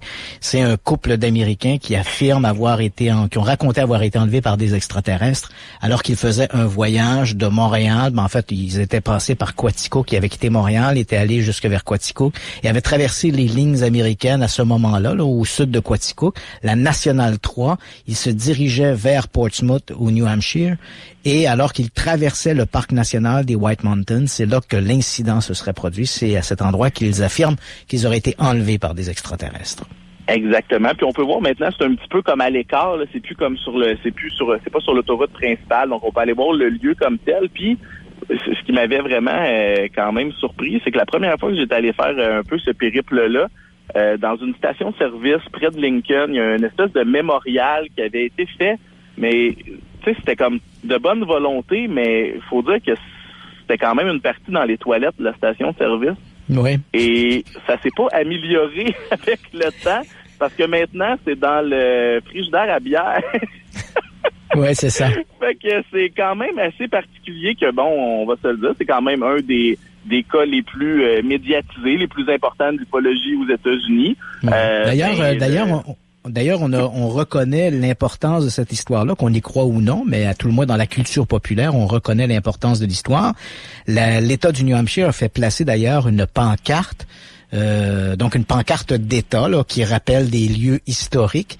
Le long de la Nationale 3 à Indian Head, on peut voir cette plaque qui rappelle que c'est à peu près à cet endroit-là que le couple Betty et Barney Hill aurait été, entre guillemets, enlevé par des extraterrestres. Absolument. Puis un dernier lieu, en fait, c'est plus pour expliquer un peu le périple, pour, je dirais, comment je pourrais dire, gager vos attentes comme il faut si vous y allez. Moi, j'adore tout ce qui touche Area 51. C'est comme un mythique. En fait, j'adore. Je m'intéresse, mais je suis pas en train de croire qu'il y a nécessairement des extraterrestres là-bas à tout bout de champ. Donc, lors de ma dernière visite de Las Vegas, je suis avec ma conjointe. On est là pendant 4 jours. Au bout de 2 jours, on est tanné d'être sa strip parce que finalement, ça finit par tout se ressembler. Fait qu'on se dit, on va louer un auto puis on va sortir. Puis, on se dit, on va faire chacun un choix de destination. Ma conjointe pensait vraiment que moi, je voudrais aller vers vraiment aller me promener pour voir vraiment les déserts. Et je la sortirai un petit peu, puis je lui dis, garde, toi, tu vas aller voir Grand Canyon, on va faire ça. Moi, je vais aller à Rachel. Moi, je vais aller à Rachel. Exactement. Ouais. Écoute, Rachel, Nevada, faut le dire, là, ça serait la porte d'entrée de Area 51. C'est maintenant que c'est dit, tu te dis, OK, c'est à 3 heures de Vegas. Là, déjà, on avait fait 6 heures aller-retour, plus le temps qu'on avait été au Grand Canyon. Fait que déjà, tu te dis, OK, c'est déjà quand même une bonne journée. OK, on va le faire. Fait que ma blonde, willing, elle dit, OK, on le fait. Fait qu'on monte là-bas. Faut se le dire, là, Rachel, tu penses qu'il y a combien de personnes qui habitent là-bas? Écoute, si on dépasse les 100 habitants, c'est beau. Écoute, je viens de voir là sur le site, il y a 98 personnes qui vivent là. Et prépare-toi bien, c'est en explosion de population parce qu'en 2010, Il y avait 54 personnes qui résidaient là-bas. Donc, écoute, ils font des enfants ou ils attirent des gens de l'extérieur. C'est pour de vrai, là, quand on arrive là-bas, moi, dans ma tête, je me disais, bon, j'avais vu des photos de Roswell, puis tu peux voir, la ville est considérablement plus grande. Mais là, quand tu arrives à Rachel, là, bon, en fait, moi, j'arrivais de Las Vegas, fait que j'arrive de l'Est, puis je m'en vais vers l'Ouest. Fait qu'en premier, la première chose qu'on voit en arrivant vers là-bas, qui est comme un attrait touristique, c'est la Black Mailbox. Moi, quand je suis passé, elle était là, parce que je sais que, bon, c'est arrivé plusieurs fois qu'il la retirait, il en remettait une autre, il la retirait, oui, il a peigné en blanc. Il a peigné en blanc, puis les gens mettaient des graffitis dessus, là. Absolument. Mais moi, quand je suis allé, elle était noire. Mais écoute, là, t'arrives là-bas, là, mais c'est comme un attrait touristique, là. Mais quand il fait noir, puis tu roules vers là-bas, il n'y a pas de lumière, il n'y a pas rien, là. On a vraiment passé proche de jamais l'arrêter. Puis quand t'arrives là-bas, ben, tout ce que t'as envie de faire, ben, c'est bien beau. C'est une boîte à mal, puis tu repars, puis tu vois qu'il y a bien des collants de coller dessus, puis tu retournes. Fait que ça a été comme on n'était pas encore rendu à Rachel, c'était déjà comme, OK, je me serais attendu peut-être qu'il y ait mis une lumière ou un petit quelque chose. Non, mais pas du tout. Fait qu'on continue, après ça, on se rend jusqu'à Rachel, puis je sais que t'es déjà allé, le Christian, mais quand t'arrives, il y a, faut se le dire, là, il y a pas, je veux dire, tu peux pas arrêter là-bas pour mettre du gaz, il y a pas de station de gaz, il y a pas d'épicerie autre que, en fait, c'est pas vraiment une épicerie. Le magasin général. Exactement, puis qui s'appelle le Little Alien, qui est un jeu de mots avec Alien, si on veut. Écoute, on arrive là-bas, nous, c'est un soir de semaine. Quand on est arrivé là-bas, moi, j'avais déjà vu dans des films puis dans des documentaires la façade, puis il y a comme une espèce de petite soucoupe volante qui est accrochée. Ben moi, quand je voyais ça, je me disais, hey, ça va être le fun, ça va être cool, on va arriver là-bas. Puis moi, je m'imaginais qu'il y avait comme des commerces autour. Non, là, c'est en plein milieu d'un champ, puis derrière l'auberge, ben c'est tout simplement des gens qui vivent dans des tentes roulottes puis dans des maisons mobiles. Là. C'est vraiment c'est très petit. Puis je pense que tu peux même louer pour aller dormir là-bas. Il y a des ufologues là, j'avais vu dans une vidéo qui louaient des maisons mobiles là-bas. C'est quand même, faut se le dire, là, c'est pas du tourisme mettons de luxe là. On s'entend là-dessus. Fait que là, ben moi, on arrive là-bas. Fait que là, ma blonde, en partant, là, elle regardait autour, puis elle se disait non, moi je vais t'attendre dans l'auto. Fait que moi, je décide de débarquer, puis je rentre dans le commerce, puis quand je rentre, ben je fais quand même le saut, là, parce que c'était quand même plein de monde. Fait que tous les, tu sais, dans le fond, les gens qui travaillent dans les champs là-bas, parce qu'il faut se le dire, il y a beaucoup de ranch, fait que probablement que tout le monde se réunissait là pour manger. Il y avait quand même beaucoup de monde. Puis il y a une petite section qu'on voit souvent dans des films. C'est le film Paul avec Simon Pegg. Il y a une partie là, qui est tournée là-bas qu'on peut voir. Puis on voit vraiment juste la partie là, qui est comme, je dirais plus comme magasin de l'insolite et du paranormal. Fait que j'ai regardé, je me suis promené un petit peu là-bas. Je suis reparti. Puis là, ben quand on est rembarqué dans l'auto, ben j'essayais de voir au loin, comme plus loin que le magasin général, y a-tu d'autres choses? Puis il y avait aucune lumière, Christian. Il y avait aucune lumière. Fait que ben Rachel, c'est vraiment pas gros. Puis je dois dire que, par exemple, quelque chose que j'ai vu qui m'a vraiment fasciné, c'est un soir de semaine en février. Tu sais, à Vegas, c'est pas très chaud là dans cette région-là, en fait, au Nevada. Il faisait peut-être 10 au maximum. Mais il y avait une multitude de camions là, de type Dodge Ram ou ce genre de camions-là. Puis les gens là avaient des matelas dans la boîte en arrière, puis ça regardait genre le ciel, puis ça filmait. Mais tu sais, comme, mettons, tu te dis, ben je vais en voir un ou deux, ça va être spécial. Mais non, il y en avait des dizaines et des dizaines. Fait que ça, c'était quand même fascinant. Là. Ouais. Jean-Michel, un gros merci. On invite les gens sur ton site internet insoliteexpress.com. Merci beaucoup pour ces destinations de voyage paranormales. Merci, salut. Passe une belle soirée. Christian, tu viens souvent à Québec. Je t'invite à la cathédrale de la Sainte Trinité à Québec. Est-ce que tu sais c'est à quel endroit précisément? Oui, absolument. Juste à côté, pour les auditeurs, là, juste à côté du château Frontenac. On y raconte plein de choses par rapport à cette fameuse cathédrale Holy Trinity de Québec. On y raconte que l'orgue jouerait parfois de la musique sans que personne n'y prenne place. On dit qu'il y a le fantôme d'une vieille femme qui apparaîtrait parfois près de l'autel. Il s'agirait d'une religieuse du nom d'Iris Dilla, qui est une dame qui est décédée en 1830 après avoir été enterrée vivante. Elle aurait alors souffert de narcolepsie. Donc, ils n'ont pas attendu qu'elle se réveille puis ils l'ont enterrée. Et tu sais quoi? En 1987, lors du passage de la reine Élisabeth II, eh ben, la reine Élisabeth II affirme l'avoir aperçu lors de sa visite à Québec. C'est à Québec, c'est chez nous. Mais oui. Visite fantôme sur Google, donc visite fantôme Québec, visite fantôme Montréal, et vous allez avoir plein d'entreprises qui se spécialisent dans ce domaine-là. Ouais. On sait, Yannick, que le Poste Canada ont émis à 3 reprises des séries de 5 timbres illustrant des grandes histoires de fantômes canadiennes. Et vous, à Québec, vous avez eu droit à 2 timbres. Ah oui? En fait, il y a le timbre qui représente le fantôme de Frontenac, hein, le comte de Frontenac, Monsieur de Buade, qui apparemment entrait le château Frontenac.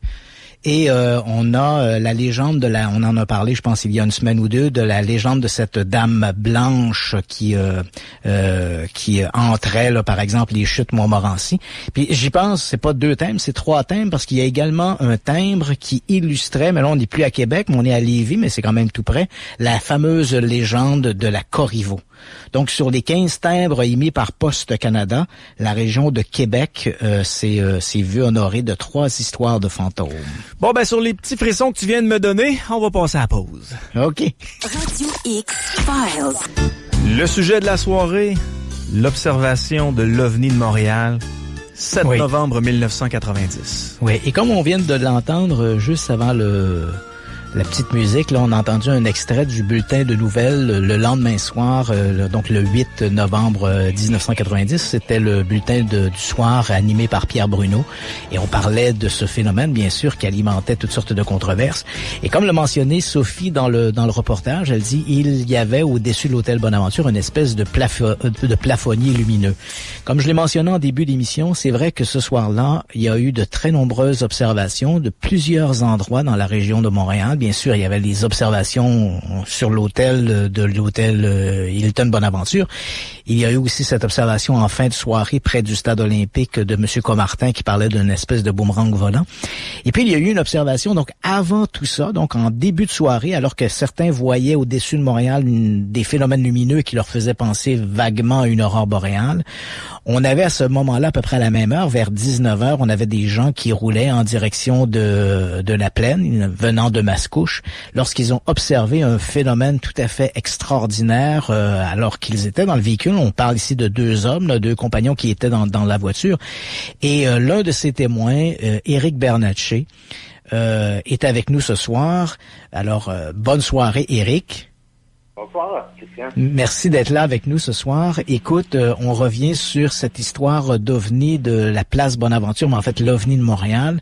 Et avant que ces lumières soient observées au-dessus de l'hôtel Hilton Bonaventure, tu étais en voiture avec un ami, vous circuliez dans la région de Mascouche-la-Plaine. Raconte-nous ce qui s'est passé ce soir-là. C'est ça. J'étais avec un ami, on était en une direction pour aller voir juste de la famille. Dans les Laurentides. On était en direction d'aller voir ma famille, des amis. Et juste avant d'entrer de la plaine, sur le chemin Gaston, la 337, avant d'arriver dans le village, il y a des champs. Et à ma gauche, il y a un grand champ. Et on roulait à peu près 70 km/h. Et puis, il y a de quoi qui a passé à ma gauche, qui nous a dépassé. Quand même, une bonne vitesse. Ça nous a dépassé. Mais c'était vraiment pas haut, là. C'était immense. Comme j'ai expliqué cette semaine, c'était vraiment immense. C'était plus gros qu'un avion de ligne.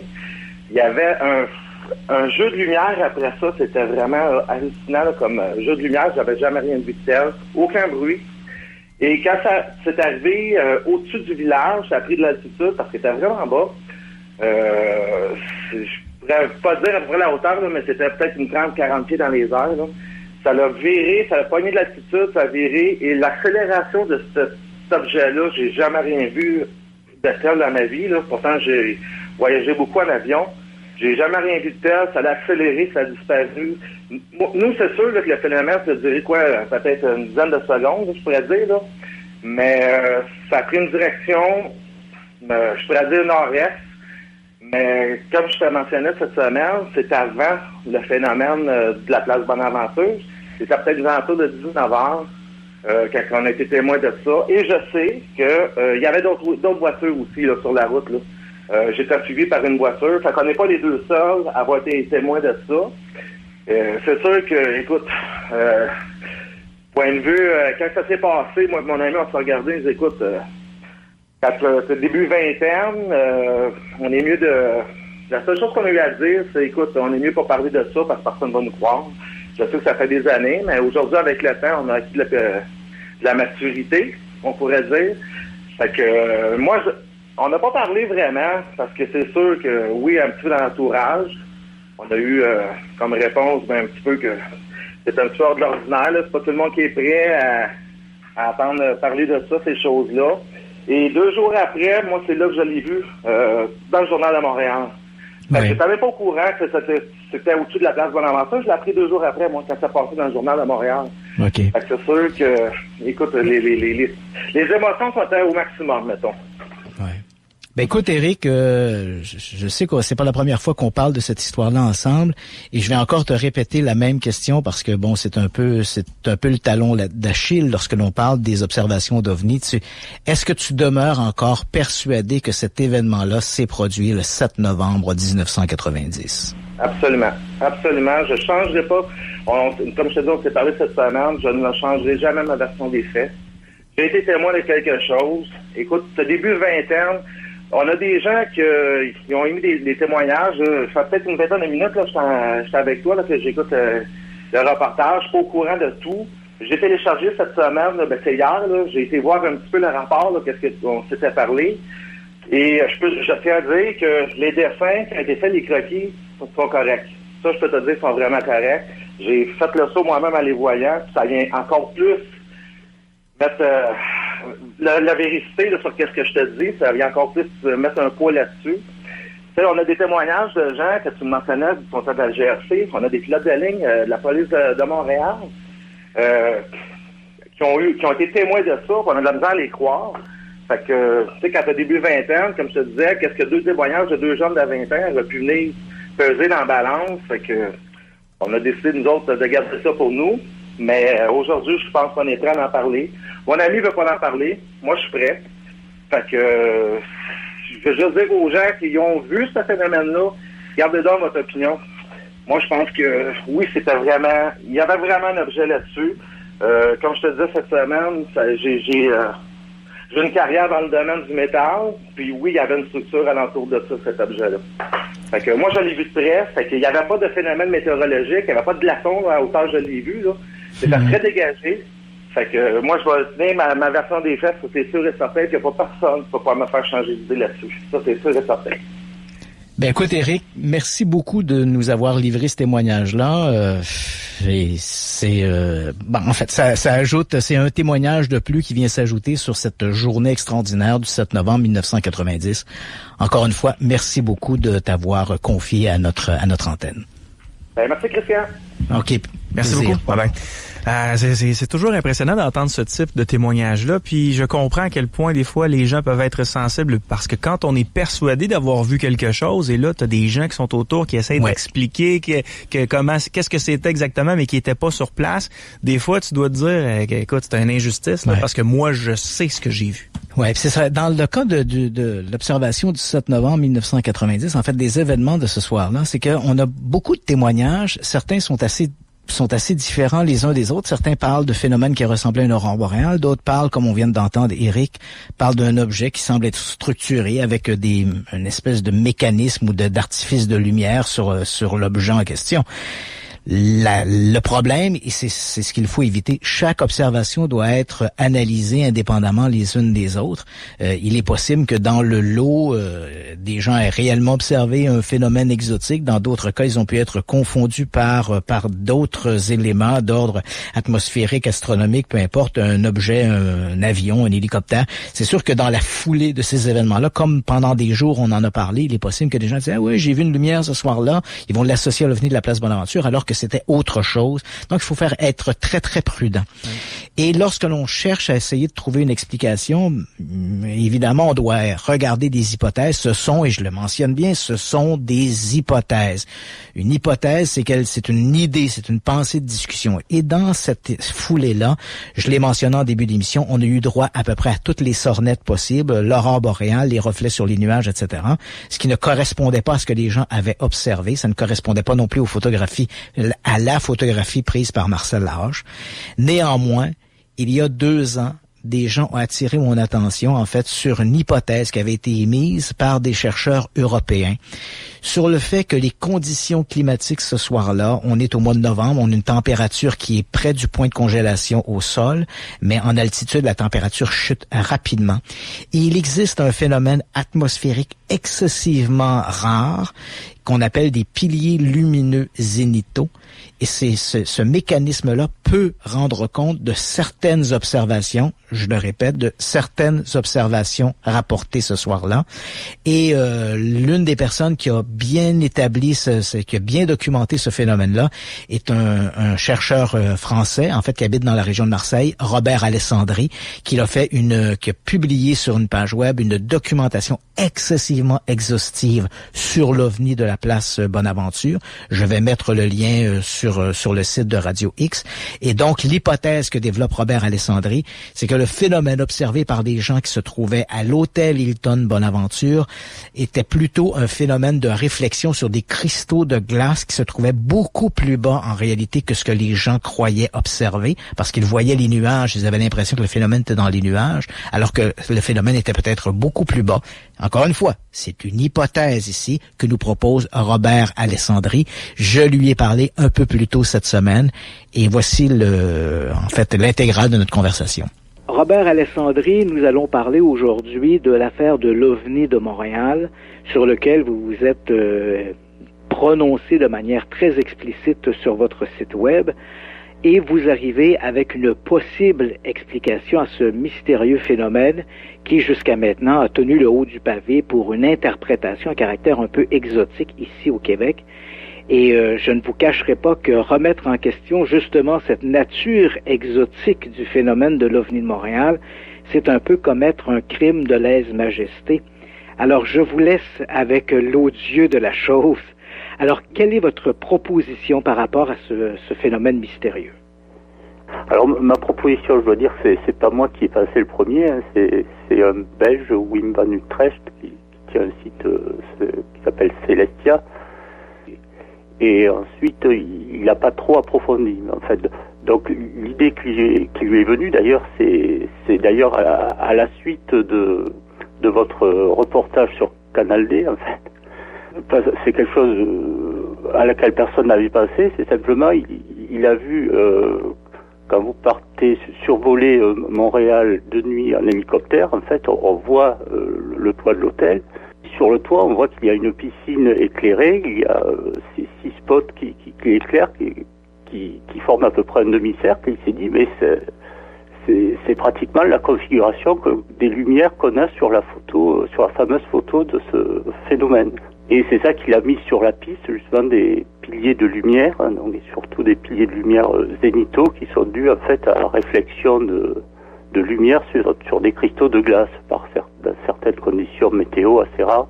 Et donc, à partir de là, il va développer cette hypothèse que ce que les gens observaient depuis le toit de l'hôtel Bonaventure était en fait une réflexion de ces lumières de la piscine sur des cristaux de glace. Voilà, oui.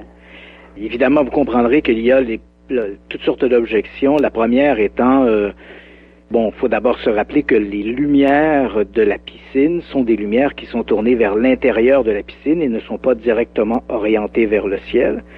Et ce sont des lumières, somme toute, si on regarde l'ensemble de l'environnement lumineux, parce qu'on est en plein centre-ville de Montréal, il y a quand même des sources lumineuses beaucoup plus importantes. Alors pourquoi les lumières de la piscine, relativement secondaires dans la pollution lumineuse du centre-ville de Montréal, comment expliquer que ces lumières auraient pu déclencher un phénomène aussi spectaculaire, alors que les autres lumières de l'environnement, elles, n'apparaissaient pas, semble-t-il, dans ces réflexions? En fait, on voit d'autres lumières, d'autres faisceaux lumineux sur la photo qui ne sont pas dus aux lumières de la piscine. Mais ce qui fait la particularité des lumières de la piscine, justement, c'est qu'elles forment à peu près un demi-cercle. Donc ça a l'air de quelque chose de très régulier. Donc c'est ce qui a attiré l'attention, alors que ce n'est pas les seules lumières qui sont visibles.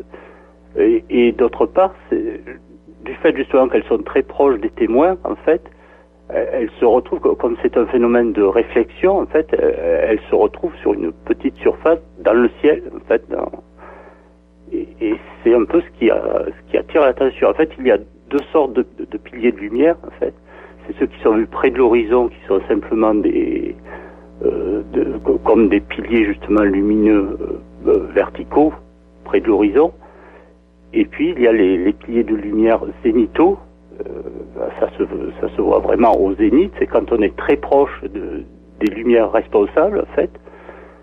Et on voit à ce moment-là un ensemble de faisceaux qui convergent vers un point qui est justement le zénith. Et c'est exactement ce qu'on voit sur la photo. Donc c'est pour ça que l'explication, déjà, ça correspond parfaitement d'un point de vue visuel.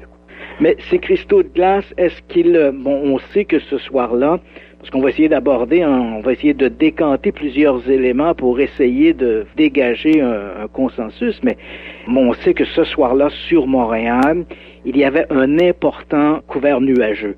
On parle ici d'à peu près 1200 mètres d'épaisseur de nuages. Et on sait que ces nuages, selon les chiffres d'Environnement Canada, se sont déplacés durant la soirée. Ils sont passés de 1700 mètres à peu près à 1100 mètres d'altitude. Ce qui, donc, a priori, semble éliminer l'hypothèse de l'aurore boréale qui avait été abondamment évoquée au lendemain de l'incident. Et ça semble également éliminer un phénomène de nature astronomique, par exemple une planète ou une étoile. Cela étant dit, ces cristaux de glace, est-ce qu'ils se forment à l'intérieur du nuage, au-dessus des nuages ou en dessous des nuages? Quel est l'endroit où ces cristaux vont se former, en tenant compte, bien sûr, de cette couverture nuageuse? Oui. Alors, ça dépend, en fait. Mais en fait, ils sont indépendants des nuages. En réalité, les cristaux eux-mêmes, ils forment un petit nuage, mais c'est des nuages très fins, en fait, qui laissent passer la lumière, quoi. Donc là, ils étaient nettement en dessous de la couverture nuageuse. Donc d'ailleurs, d'après justement la dimension des lumières sur la photographie, et en supposant que c'est le reflet de celle de la piscine, on peut déduire que l'altitude de la nappe de cristaux, c'était à peu près 300 mètres. Si ces cristaux se trouvaient en dessous du plafond nuageux, ils sont toujours demeurés en dessous du plafond nuageux, ou situés à peu près à une altitude de 300 mètres. On sait que le plafond nuageux n'est pas descendu en dessous des 1000 mètres. Comment expliquer que le phénomène se soit peu à peu dissipé, comme donnant l'impression qu'il disparaissait à l'intérieur du nuage? Oui, ben ça, je crois que c'est simplement une coïncidence. C'est parce que petit à petit, les conditions météo ont changé, donc la quantité de cristaux a diminué, et donc les témoins ont pensé que le phénomène était peu à peu absorbé par les nuages, alors qu'en fait, il était toujours nettement au-dessous, quoi. Moi, Robert Alessandri, ce qui me... je ne vous cacherai pas qu'en regardant la photographie de Marcel Laroche prise au-dessus, sur le toit de l'hôtel Hilton Bonaventure, en regardant également des photographies de piliers zénithaux, parce que il existe énormément de photographies de ces piliers lumineux, mais ces photographies sont très différentes. Ces piliers lumineux sur l'horizon sont très différentes de ces piliers lumineux observés directement au-dessus des observateurs. Mais c'est vrai que quand on regarde les quelques photographies qui existent, on ne peut pas s'empêcher effectivement de trouver une correspondance assez marquée avec la photographie prise par Marcel Laroche le soir de l'événement. Et moi, la question que je me pose, si on retient l'hypothèse de ces piliers lumineux en ce qui concerne l'observation de la place Bonaventure, là, on se retrouve un peu dans une situation qui devient un peu plus difficile lorsque l'on inclut d'autres observations qui ne se sont pas produites au-dessus de l'hôtel Bonaventure. Et je m'explique. Le soir du 7 novembre 1990, on a de nombreux récits qui ont été rapportés dans la presse, d'autres récits qui ont été pour moi des confidences que des gens m'ont fait. Et là, on s'éloigne, on a un périmètre qui est beaucoup plus étendu. Bon, rapporté dans la presse, on sait que vers 23 heures, un témoin qui se trouvait à une dizaine de kilomètres de l'hôtel Bonaventure a rapporté avoir vu une espèce un objet en forme de boomerang, a-t-il décrit, qui émettait un son strident. Et là, il a observé ce phénomène alors qu'il roulait en voiture. Et là, on est quand même à 12 kilomètres à peu près de l'hôtel Bonaventure. J'ai un autre témoin qui, lui, nous place en début de soirée. Donc là, on est à peu près vers 19 heures. Lui se trouve à peu près à 50 kilomètres au nord de Montréal, dans un endroit que je dirais, bon, c'est un environnement très rural, donc peu de grosses lumières. Et là, ce témoin me parle avoir vu un objet qu'il décrit gros comme un jumbo jet. L'objet aurait survolé un champ à peu près une dizaine de mètres. Ce qui a frappé les témoins, c'était des mécanismes lumineux, en fait une série de lumières en dessous de l'objet. Et cet objet aurait volé de concert un peu avec la voiture des témoins. On parle ici de 2 témoins à bord du véhicule. Et au moment où on arrive au bout du champ, il y a un boisé, l'objet aurait pris de l'altitude.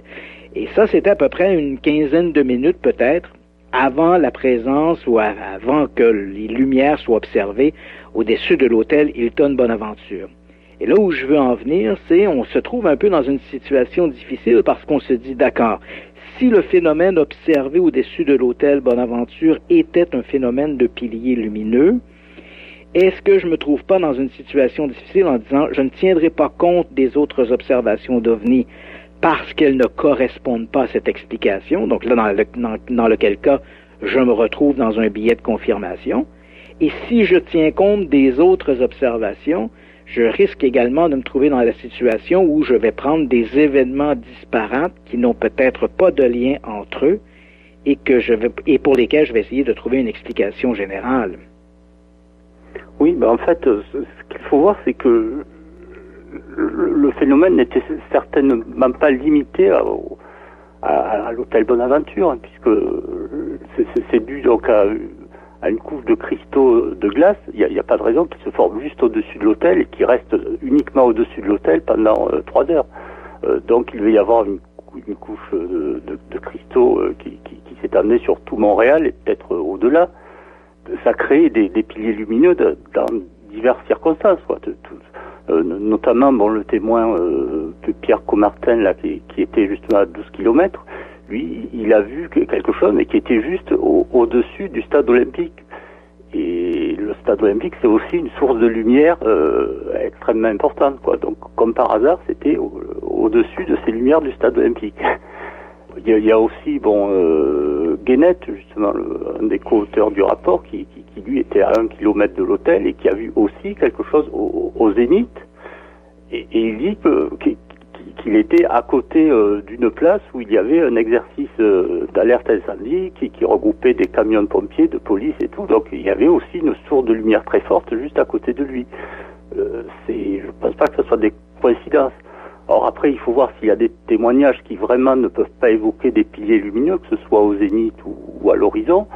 Ça, il y en a peut-être aussi qui ont été entraînés par la médiatisation de cette observation. Ouais. Moi, les témoignages que j'ai vus, j'ai l'impression qu'ils peuvent tous s'expliquer par des piliers lumineux d'une façon ou d'une autre. Après, peut-être qu'il y en a d'autres qui ne peuvent pas. Vous, Robert Alessandri, est-ce que si on parle de l'OVNI de la place Bonaventure ou l'OVNI de Montréal, est-ce que pour vous c'est une affaire classée, en ce sens que vous avez la certitude que ces piliers lumineux sont l'explication au phénomène rapporté ce soir-là? Franchement, oui. Maintenant, je peux réviser mon jugement si je vois d'autres données, mais... Dites-moi, on a parlé de Bernard Guénette. Bernard Guénette, vous l'avez mentionné, il est l'un des co-auteurs de ce fameux rapport Guénette-Hines, donc qui s'est produit au lendemain des événements. Ce Bernard Guénette, un homme d'affaires de Montréal, a décidé donc de colliger un maximum d'informations qui ont été remises éventuellement à un scientifique du laboratoire Ames de la NASA en Californie, à savoir Richard Hines. Et 2 ans plus tard, ce Richard Hines publie un rapport dans lequel il laisse peu de place à d'autres interprétations autres que celle de la présence d'un objet physique bien matériel au-dessus de l'hôtel Bonaventure. Vous l'interprétez comment, ce rapport? Ben moi, ce rapport, d'abord, il est très détaillé concernant l'observation en général. Maintenant, concernant les analyses de Heinz sur la photographie, il faut savoir que Heinz n'est pas du tout spécialiste en optique ni en photographie, et il a fait beaucoup d'erreurs dans ce domaine-là. Et en fait, c'est des erreurs vraiment énormes que si on lit ce rapport, qu'on a un peu de connaissance, je dis pas être spécialiste, un peu de connaissance en photographie, ça saute aux yeux que c'est des erreurs grossières. Donc ce phénomène, demain ou dans 2 ans, éventuellement, si les conditions atmosphériques, climatiques et météorologiques sont réunies, on pourrait bien assister à un autre OVNI au-dessus de Montréal. Oui, c'est possible. Bon. Moi, j'ai trouvé un cas assez semblable qui s'est produit, je regarde mes notes, le 19 novembre 2008, près de Philadelphie, où on avait des conditions climatiques à peu près identiques à celles de Montréal, c'est-à-dire une température un peu au-dessous de 0 degré seulement. Et effectivement, il y a eu des tas de témoignages aussi. Là, on voyait pas de piliers zénithaux, mais des piliers de lumière dans toute la région, et ça a duré aussi pas mal de temps. Et là aussi, il y a des gens qui ont cru que c'était des ovnis, mais les photos, là c'est très clair, c'était vraiment des piliers de lumière, quoi. Et c'était à peu près les mêmes conditions. On a pu déterminer aussi l'altitude de la couche de cristaux qui était à 400 mètres d'altitude, donc c'était à peu près pareil qu'à Montréal. Oui. Mais c'est très exceptionnel, donc je sais pas pourquoi c'est exceptionnel. Je suis pas météorologue. Ouais. Ce que l'on peut dire à tout le moins, c'est que vous avez publié une étude très exhaustive de cette observation. Je vais mettre votre site sur la page web de l'émission de radio. Je vais inviter les auditeurs à aller lire ces rapports qui sont fort intéressants. Et je ne vous cacherai pas, Robert Alessandri, que dans le cas de l'observation de ce qui a été rapporté à tout le moins sur l'hôtel Bonaventure, vous m'avez passablement convaincu que les cristaux de glace étaient probablement la bonne explication, donc la voie à suivre pour ça. Et je sais que je vais me faire vilipender pour remettre ainsi en question la nature exotique de cette observation, ce qui ne signifie pas que toutes les observations rapportées ce soir-là sont à mettre au compte des cristaux de glace. Peut-être d'autres observations, comme vous l'avez mentionné, ont pu être alimentées par la presse elle-même dans une espèce de foulée médiatique où des gens ont confondu d'autres événements qui se sont produits à d'autres dates, mais du moins à peu près à cette époque, et qu'ils ont fait un collage possible. Ça peut être intéressant parce que finalement, ça peut faire connaître des observations qui n'auraient pas été sinon et qui peuvent être vraiment intéressantes. Oui. Écoutez, Robert Alessandri, ce fut passionnant de discuter avec vous de cette histoire, même si on s'attend à des critiques virulentes. Alors, encore une fois, merci d'avoir pris du temps pour parler de cette possible explication pour l'OVNI de Montréal. Et je vous dis à très bientôt et continuez votre excellent travail. Oui, merci à vous. Et je ferai une mise à jour, d'ailleurs, à la suite de cette émission, je pense. Oui. Bon, merci. Donc, pour lire le rapport de Robert Alessandri, simplement aller faire un tour sur notre page Facebook Radio X-Files. Christian! Oui.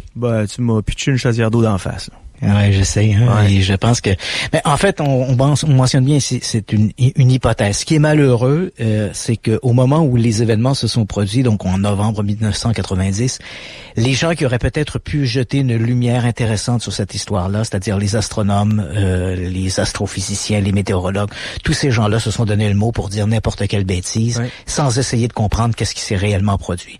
Donc, et arrive finalement ce chercheur belge, Wim van Utrecht, qui va en 2011 proposer cette explication des piliers lumineux. Quand on regarde des photographies qui ont été prises, c'est vrai que le phénomène ressemble étrangement à la photographie prise par Marcel Laroche. C'est vrai que les conditions climatiques étaient idéales pour l'apparition d'un phénomène comme celui-là. Il faut savoir qu'un phénomène semblable s'est également reproduit à Montréal, à peu près dans les mêmes conditions météorologiques. On était en décembre 2010.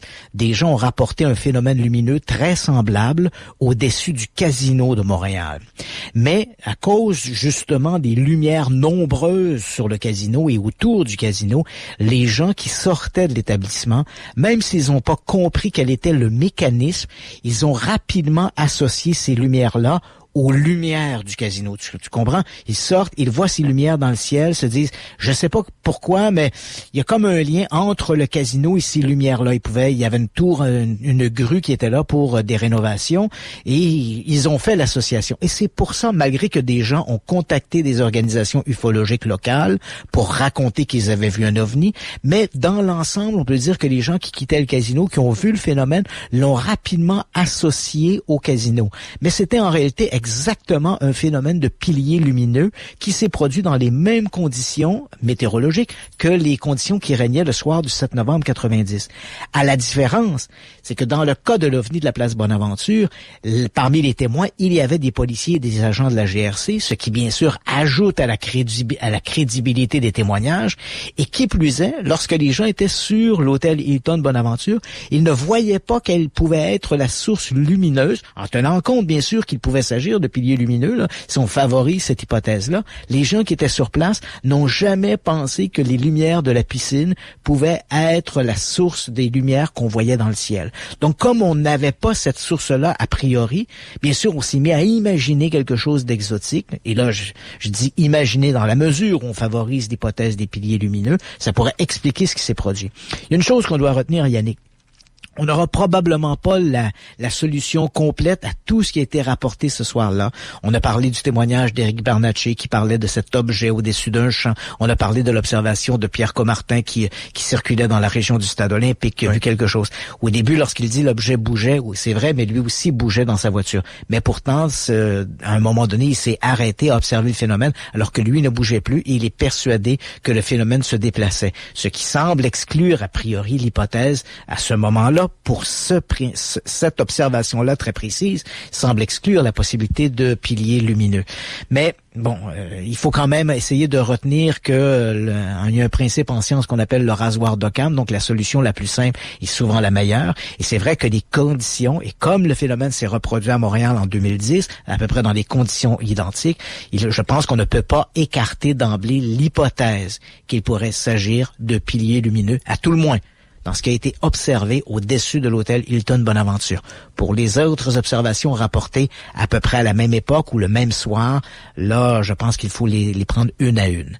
Et avant de te quitter, parce que je sais qu'on doit aller à la pause, je veux quand même simplement, je sais qu'il y a des gens qui doivent se poser la question. Oui, mais qu'en est-il de ces F-16 qui sont passés au-dessus de l'hôtel Bonaventure et qui ont pris des photographies?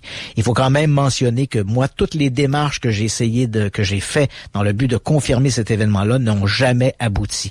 Les militaires ont été catégoriques. Il n'y a jamais eu de F-16 qui ont décollé de Bagotville pour aller vers l'hôtel Hilton Bonaventure. Quant aux témoins qui étaient sur place, aucun témoin ne se rappelle la présence de ces avions, sauf Robert Masson, le policier de la CUM. Alors, disons que c'est une facette de cet incident qui reste un peu ténébreuse. Y a-t-il eu ou non des F-16 qui ont été envoyés au-dessus de l'hôtel Bonaventure? L'information ne m'a pas été confirmée par Luc Morin, avec lequel je me suis encore entretenu avec, ça c'est l'agent de la GRC, je me suis entretenu avec lui cette semaine, et s'il ne confirme pas cette présence-là d'avion, moi les démarches menées auprès des militaires ne me permettent pas non plus d'aller dans ce sens-là. Alors est-ce qu'il s'agit d'un ajout, un fantasme proposé par Robert Masson, ou est-ce que c'était la réalité? On n'a pas le fin mot de l'histoire. Donc cette histoire, ce volet de la présence d'avions F-16 au-dessus de l'hôtel Bonaventure, prenant des photographies de ce mystérieux objet, si objet il y avait bien sûr, ça reste un peu ambigu. Néanmoins, en ce qui me concerne, et c'est une opinion personnelle, j'aurais tendance à favoriser, pour les événements qui se sont produits au-dessus de l'hôtel Hilton Bonaventure, j'aurais peut-être tendance à favoriser l'explication proposée dans un premier temps par Wim van Utrecht et reprise par Robert Alessandri, à savoir peut-être des reflets sur des cristaux de glace qui se trouvaient à peu près à 300 mètres au-dessus de l'hôtel Hilton Bonaventure. Petite période de questions, tout de suite après la pause. Radio X Files. Radio X. L'original. Radio X Files avec Christian Page et Marceau. Radio X. Pom pom pom pom pom pom. L'OVNI de la place Bonaventure. Oui. Un événement qui s'est passé le 7 novembre 1990. Laisse les gens encore perplexes, mon cher Christian, même après toutes les hypothèses qui ont été avancées. Oui, je reçois des courriels comme si les gens essayaient de me convaincre de oui, il y a un serveur qui dit qu'il a entendu les F-16 ou les F-18. D'ailleurs, c'est des F-18. On a mentionné des F-16, mais au Canada, ce sont des F-18. Ça change rien, là. Le rapport, il n'y a pas de confirmation militaire. Qu'il y ait 20 personnes qui disent qu'ils ont entendu des avions, il y en a plein d'autres qui les ont pas entendus, puis les militaires l'ont pas confirmé. Fait qu'arrêtez de me dire, oui, il y a un gars de la rue ou... Non! Ça reste de la rumeur. Les militaires disent, il n'y a pas eu de détection radar, il n'y a pas eu d'envoi d'avion. Et sur les gens qui étaient en position d'autorité, il y avait Robert Masson qui dit avoir communiqué avec les militaires et il y avait Luc Morin de la GRC. Morin dit, je me rappelle pas qu'on a envoyé des avions, je n'ai pas parlé avec des militaires qui m'ont dit qu'on avait envoyé des avions. Les militaires réfutent ça. Donc, ça reste de la rumeur. Si vous voulez croire qu'il y a eu des F-18 qui ont été envoyés, tant mieux. Moi, je vous dis qu'il n'y a pas de confirmation officielle de ça. C'est assez curieux de voir tous les courriels que je reçois, puis on me dit, oui, mais Pierre Comartin, qui était près du stade olympique, réfute l'hypothèse des piliers lumineux. Ça change rien. Il y avait quand même des conditions Pierre Comartin n'était pas sur la place Bonaventure. Là, faut pas mêler. À force de vouloir faire une salade de fruits, on risque de mélanger des pommes et des carottes. Ce qu'il faut se rappeler, c'est que l'OVNI, la photographie, il ne faut jamais, et ça je le répète même en conférence, il ne faut jamais favoriser un témoignage au détriment des preuves matérielles. Et la preuve matérielle, dans le cas de l'OVNI de la place Bonaventure, on a une preuve matérielle. Cette preuve matérielle, c'est la photographie prise par Marcel Laroche. Et cette photo ressemble étrangement à des piliers lumineux zénithaux. Quoi qu'en disent les témoins, la preuve matérielle, elle est là. Maintenant, c'est vrai que quand on regarde l'ensemble des témoignages, ils sont très disparates. Certains rappellent vaguement une aurore boréale, certains parlent d'un boomerang volant qui était le boomerang observé par Pierre Comartin. Oui. On a Éric Bernatchez qui parle d'un objet volant au-dessus d'un champ. Faut pas mélanger non plus mes propos, là. J'ai pas prétendu qu'Éric Bernatchez avait vu des piliers lumineux au-dessus d'un champ à la plaine. On s'entend bien, là. Je veux pas que les gens me fassent dire des choses que je n'ai pas dites.